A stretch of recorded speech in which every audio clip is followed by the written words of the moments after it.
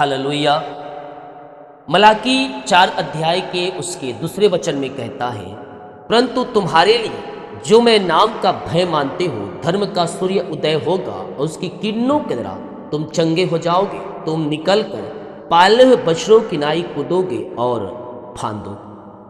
मेरे प्रियो, जब हम प्रभु के वचन को अपनी हृदय या पटिया पर लिख के रखते हैं और हम वचन से प्रेम करते हैं,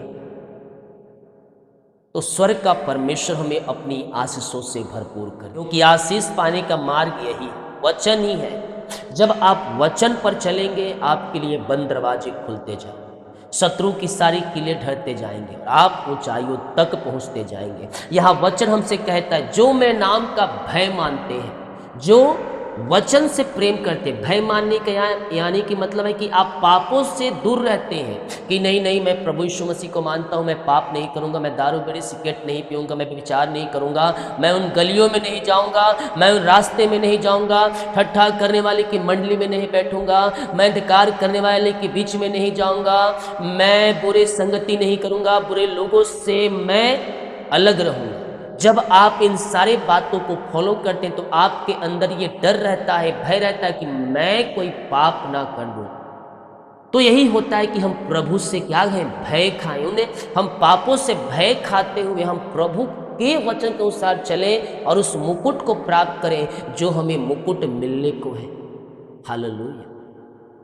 जब आप उस मुकुट के एकदम नजदीक रहते हैं ना, तो शैतान अपने सारे तीरों को छोड़ देता है ताकि उस मुकुट से और आप पीछे चले जाएं। हालेलुया। यानी कि आशीष आने को ही रहती है। शैतान अपनी सारी युक्तियां अपने आखिरी वार को आपके ऊपर करता है और आपको गिराने की वो भरपूर कोशिश करता है। हालेलुया। लेकिन गिरेंगे वही जो वचन में मजबूत ना हो, जिनका विश्वास यीशु मसीह पर ना हो। लेकिन जिसका विश्वास यीशु मसीह के ऊपर रहेगा, वो गिरेंगे नहीं, वो पीछे हटेंगे नहीं, बल्कि वो दृढ़ता से वह खड़े रहेंगे। Hallelujah, hallelujah. तो हम उसके वचन से प्रेम करते हुए उसके पीछे चले, स्वर्ग का परमेश्वर हमें अपनी आंसुओं से भरपूर करेगा। योएल 2 अध्याय के उसके 26 वचन कहता है, तुम पेट भर खाओगे और तृप्त होगे। परमेश्वर हमें पेट भर खिलाने के लिए तैयार है, हमारी जरूरतों को पूरा करने के लिए तैयार है। आमीन। तो कहते तुम पेट भर खाओगे, तृप्त होगे, अपने परमेश्वर यहोवा की नाम की स्तुति करोगे, जिसने तुम्हारे लिए आश्चर्य के काम किए, और मेरी प्रजा की आशा फिर कभी ना टूटेगी। परमेश्वर हमसे यहाँ सीधे और साफ तौर पर बातें कर रहे हैं और हम ये बता रहे हैं कि तेरी आशा ना टूटेगी जब तू मेरे वचन के अनुसार अपना जीवन जीत रहेगा, जब तू मेरे पीछे चलते रहेगा, दिन रात मेरे ओर तू ध्यान रखेगा, सुख हो चाहे दुख हो, तुम मेरे ओर फिर रहेगा, तेरी आशा नहीं टूटेगी। पिता, जितने लोग आशा लगाए हुए हैं प्रभु जी, आपके ऊपर मैं प्रार्थना करता हूँ, उनकी आशा ना टूटने पाए। उनको प्रभु जी, उनकी आशा, उनकी मन की इच्छाओं को अपनी योजना के अनुसार पूरी कीजिए पिता, आपके नाम से पिता। हम इन्हें आशीष करते हैं राजा यीशु, यीशु के नाम में हम इन्हें आशीष करते हैं। आमीन। तुम पेट भर खाओगे, कब खाओगे? जब तुम प्रभु के कार्य के लिए अपने हाथों को आगे बढ़ाओगे, अपनी कमाई का 10वां अंश तुम निकालोगे। परमेश्वर कहता है तुम पेट भर खाओगे। किसको खाओगे? जो तुम्हारी कमाई है उसमें से तुम पेट भर खाओगे और तृप्त होगे। हालेलुया। जब हम अपनी कमाई का 10वां अंश निकालते हैं, उस पैसे में प्रभु की आशीष से आ जाती है, प्रभु का अधिकार उस पर हो जाता है। शैतान अपने मन से नहीं खर्चा कर सकता। हालेलुया। अब प्रभु अपने मन से उस पैसे को खर्चा करवाएगा और जहां बेस्ट होगा वहां उसको उपयोग करवाएगा। तो कहता अपने परमेश्वर यहोवा के नाम की स्तुति करोगे, जिसने तुम्हारे लिए आश्चर्य के काम किए। हमारा परमेश्वर छोटा मोटा काम तो करता है, लेकिन वो आश्चर्य कर्म करने वाला परमेश्वर, वो अद्भुत कार्य करने वाला परमेश्वर है। हम अपने परमेश्वर के वचन पर जब हम बने रहेंगे, जब हम जय का झंडा लेकर हम खड़े रहेंगे, शैतान के जलते हुए तीरों को जब हम बुझाने वाले बन जाएंगे, विश्वास में आगे बढ़कर शैतान के किले ढहते जाएंगे, शैतान की सारी चालें तहस नहस हो जाएगी और आप आशीष पे आशीष आप पाते जाएंगे। हालेलुया। जादू टोने ब्लैक मैजिक के बंधन से आप घिरे हुए हैं, प्रभु से प्रार्थना करें, बाइबल पढ़े, हर रोज भजन संहिता 1 अध्याय। जादू टोने सारे टूट तहस नहस हो जाएंगे, उनकी सारी युक्तियां तहस नहस हो जाएगी। अगर आपको लगता है मेरे घर में ऐसा कोई बंधन है जो बाहर से कुछ आया है और कोई कुछ कर रहा है, ऐसे आपको महसूस हो रहा है, आप प्रार्थना करें। हालेलुया ही काफ़ी है। प्रार्थना को घर परिवार में चालू करके छोड़ दें, अपने रूम में छोड़ दें और भजन संहिता 1 अध्याय हर रोज अपने घर में पढ़ें, अपने रूम में, अपने हॉल में बैठकर। अगर आप बोल कर नहीं तो मन में आप पढ़ें। परमेश्वर सारे बंधनों को तोड़ेगा वहाँ और आरिशाई कर्म वहाँ प्रकट करेगा। हमारा परमेश्वर अद्भुत आरिशाई कर्म करने वाला परमेश्वर है। मैं देख रहा हूँ बहुतों के जीवन में जादू टोने ब्लैक मैजिक के बंधन से जो जलन वाली जो आपसे जलते हैं, आपके दोस्त यार, आपके गोतिए नाए के लोग, परमेश्वर सारे बंधनों को तोड़ने जा रहा है। हालेलुया। कैसे तोड़ेगा? जब आपका विश्वास यीशु मसीह के ऊपर रहेगा, जब आप उसके विश्वास में एकदम खो जाएंगे। हालेलुया। उन सारे बंधनों को तोड़ने जा रहा है।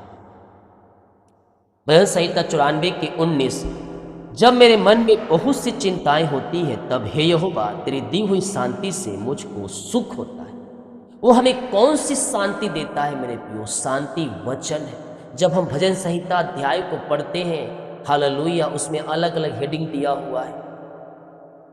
तो परमेश्वर की शांति जो सबसे परे है वो हमें देता है। वो शांति का राजकुमार है। वचन को पढ़ेंगे, आपका जीवन शांति में रहेगा, आपका मन शांत रहेगा, आपके जीवन में आशीषें रहेंगी।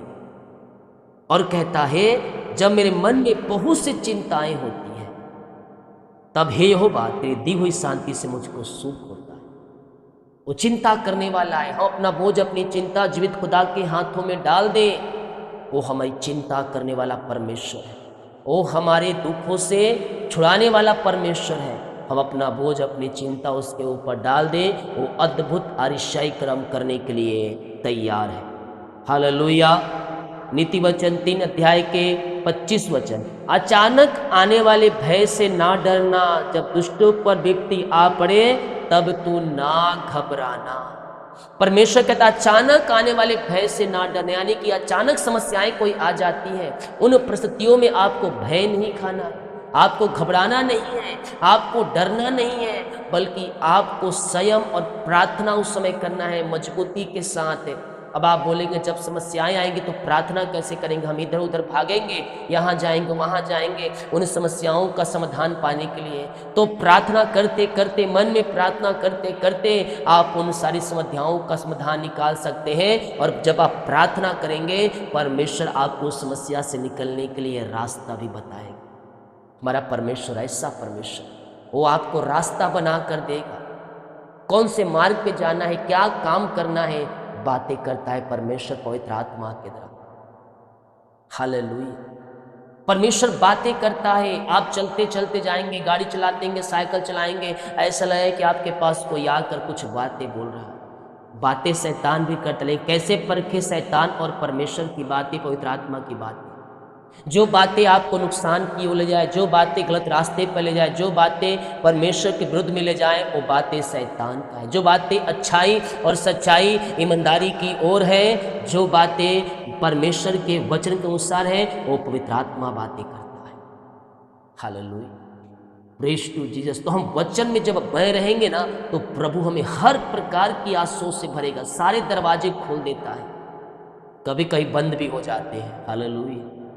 कभी कभी रास्ते बंद भी रहते हैं, प्रार्थना करने के बावजूद भी बंद दरवाजे नहीं खुलते हैं और आप निराश और हताश हो जाते उसी समय। क्योंकि अगर उस समय आपका विश्वास मजबूत रहेगा, उस समय आप प्रभु के वचन के अनुसार आप चलते रहेंगे ना, तो स्वर्ग का परमेश्वर आपके लिए अद्भुत कार्य करेगा। धन्य है वे लोग जो परीक्षा में स्थिर रहते हैं।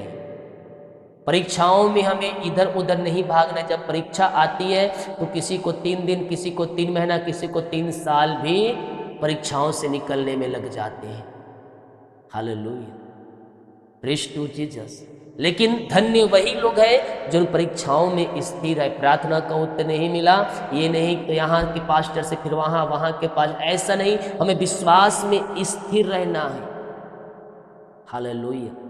शैतान यही चाहता है कि तुम भटकते रहो, भटकते रहो, और भटकते भटकते बैठने का स्थान भी भूल जाएंगे।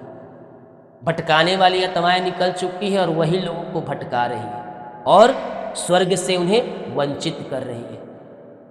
हालेलुया। तो भटकाने वाली आत्माओं को अपने जीवन से, अपने मोबाइल से भी अलग रखना है। ना उनके वीडियोस को देखना है, ना उनके वीडियोस को शेयर करना है। शैतान की चालों को नाश करो और प्रभु के वचन को थामे रहो। ना दाएं ना बाएं, हमारा निशाना केवल यीशु मसीह है और हम उसी के पीछे चलें। हम उससे प्रार्थना करें। प्रभु यीशु हमारी प्रार्थना को सुनता है, उत्तर भी देता है। स्वर्ग में विराजमान परमेश्वर है जो स्वर्ग में बैठा है, आपको निहार रहा है, आपको देख रहा है, उसकी नजरें 24 घंटा आपके ऊपर है। तो हम उससे प्रार्थना करें। और कहता है अचानक आने वाली भय से ना डरना, घबराना नहीं, डरना नहीं, प्रभु के वचन के अनुसार चलना। अब जब दुष्टों पर विपत्ति आ पड़े तब तो ना घबराना। परमेश्वर हमें सिखाता है घबराना नहीं है, डरना नहीं है। परिस्थितियाँ हमारे विपरीत ही क्यों ना हो, उन परिस्थितियों में हमें अपने प्रभु से प्रार्थना करना है। प्रभु हमारे लिए अरिश्चय क्रम प्रकट करेगा। जितने लोग कमेंट बॉक्स में डाले प्रार्थना रिक्वेस्ट, आप सभी के लिए मैं प्रार्थना करूंगा। प्रभु इन वचनों की तरह हम सबको आशीष दे। अपना बोझ, अपनी चिंता परमेश्वर के हाथों में डाल दो। प्रभु के वचन के अनुसार चलो, उसकी आज्ञाओं को पालन करो और सारी चिंता परमेश्वर के हाथों में डाल दो। भय को निकाल दो और बेफिक्र विश्वास के साथ होकर प्रार्थना में आगे बढ़ो। मसीह में जड़ पकड़ जाओ। प्रभु तुम्हारी जरूरतों को पूरा करने जाओ।